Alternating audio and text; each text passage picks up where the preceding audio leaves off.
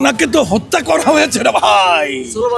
স্বৈরাচারী শেখ হাসিনা তাকে বিনা অপরাধে 6 বছর জেল খাটিয়ে স্বেচ্ছাতে একটি বাড়িতে তাকে রেখে, সেই বাড়িটা ছিল তেলাপোকা, উই পোকা, সার পোকা, টিকটিকি, সেখানে তাকে রেখে তাকে বন্দি করে তাকে স্লো পয়জন করে তাকে হত্যার চেষ্টা করেছে। আল্লাহর অশেষ রহমত, শেখ হাসিনা আজকে পালিয়ে গেছে।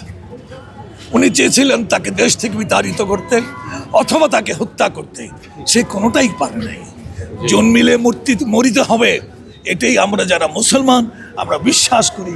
আমাদের সকলেরই এই প্রত্যাশা, আমরা সবাই একদিন মরব। খালেদা জিয়া চলে গেছেন, কিন্তু দেশের মাটিতে লক্ষ লক্ষ লোকের জানাজা হবে, তার দেশের মাটিতেই শায়িত হবে। কিন্তু তাকে যারা হত্যা করতে চেয়েছিল তারা আজকে কোথায়? তাদের তো বাংলাদেশের মাটিতে তাদের জায়গা হবে না। জানাজাটা পান কিনা সেটাও সন্দেহ।